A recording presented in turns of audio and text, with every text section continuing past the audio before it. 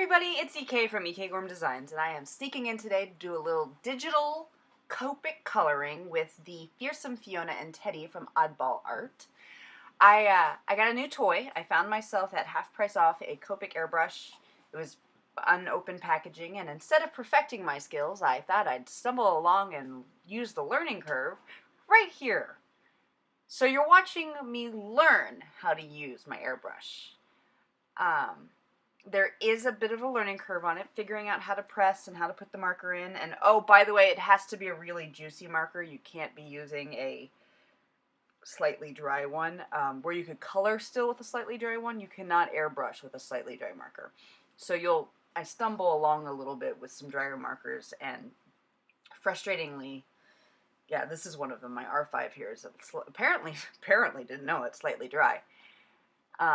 But I wanted to, the reason I pulled the airbrush machine out for this image is I wanted to create the potential appearance of a hell-like environment. But I didn't want to draw all the individual flames. I wanted to do it with just bursts of color. So I thought this image was really the perfect place to use my airbrush machine. And like I said, you're watching me struggle learning how to do it. But there's no way to actually learn how to do anything without just doing it. So for anybody else who's ever been in the airbrush how do I do this zone, it's practice, it's time, and it's persistence. I finally got some reds working, and even though I know I don't really know what I'm doing yet, I really love the effect that I have coming out. So I was just trying to build layers upon layers of color here. And it worked. It was creating exactly the effect I wanted, just kind of flames appearing from nowhere. And the layering of the yellows and the oranges and the reds really kind of created that hellfire look. Once I got my airbrushing done, I pulled out my Copic markers and colored just kind of in a traditional way. But because I had used the hairbrush and sorry, did I say hairbrush? Because I'd used the airbrush, there had been some, especially with the red, because apparently that was a pretty juicy one, I had some red splatters throughout the image, which I think actually only added to the effect. As I was coloring her skin, and I almost always start, if I've got a person, I almost always start with skin tone, because how you hit the tone of the skin is really a good jumping off place of how deep you need to saturate all the rest of your colors. In this case, I had the background done first, and then the skin, and realized that I might not actually want to fully color in this image. It wasn't in the initial plan here to leave so much of this image white, but once I got her skin kind of laid in, there was something hauntingly spooky about the absence of color within all those airbrush colors. But I knew I needed more red. I needed to drop in more color, so I pulled out a fun, deep, bold red combination, which is the R37, the R39, and the R89. This is not traditionally the reds I reach for to color with, but when the three of them are combined together, it makes a very fire engine, bold, sharp red. Maybe not the greatest diversity of color, but the boldness of it was totally what I wanted. And I went ahead and added it to her horns, her tail, her eyes, her lips, and her pants. Because I thought that, we wanted to make her devilish without making her a blatant translation of a modern image of a devil. There was something beautiful about her that still needed to exist. And in coloring those and keeping her pretty was kind of important, so thus the pretty lips still existed. Her eyes might have been red, but they were still a loveliness to them. There's a femininity about the image, despite the fact we took it kind of in a direction that most wouldn't take it. So just finishing up coloring in the red here, these three colors ended up creating a little bit more dimension than I anticipated, which was great. But I think that shade of red was perfect. Now if only I could find that shade of red in real life to wear, because I love Fire Engine Red, but I can't stand when red has orange undertones in it. And yeah.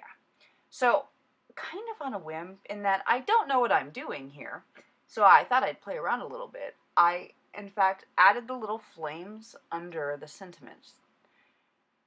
And then looking at it, I realized I kind of made a mistake and shouldn't have done it. And it was kind of like, where do I go from here? But then I was like, wait, surely the walls of hell have sweet little art on it. So I figured if I put a little picture frame around the sentiment, then suddenly my little flames coming out of the framework would be logical and make sense. Yes, you can solve any mistake you make just by thinking outside the box. Or, in this case, drawing a box around it. I colored in the frame just to look like kind of like a traditional living room frame.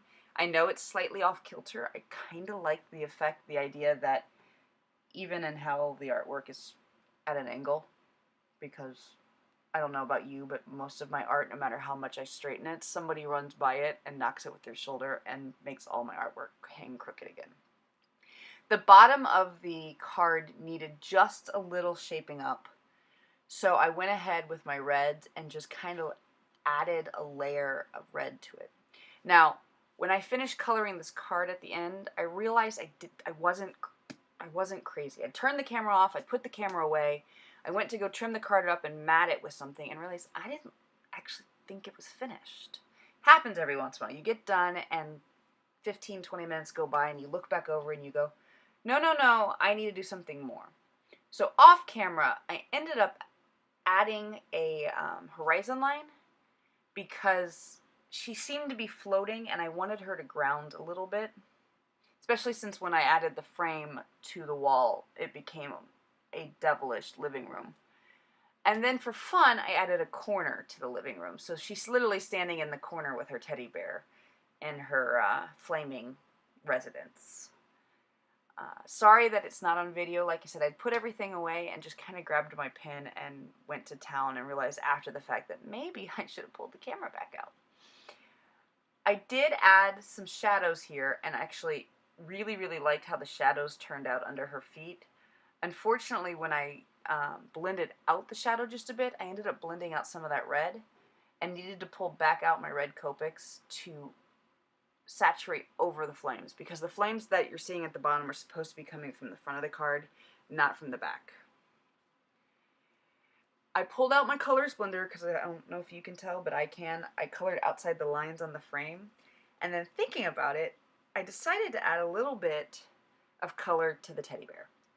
He was getting lost in her arms, but I didn't want him to be the focal image, so I picked some really light browns and gave him just a touch of saturation so that he wasn't getting lost in her arms, but he also wasn't drawing your eye. He's in there, you're seeing him, but he's not the main focus. I added just little hits of yellow into the teddy bear's eyes and into the piece of artwork. And then blended out just a little bit more from the bottom to help it kind of blend. Let's go with the word blend into the artwork. So here's the finished piece with the lines added in to turn it into a corner. Thank you so much for watching today. If you like what I'm doing, give me a thumbs up. Want to see more? Hit the dragon, and I'll subscribe you to my channel. Hope you all are having a great day, and thanks for watching. Bye.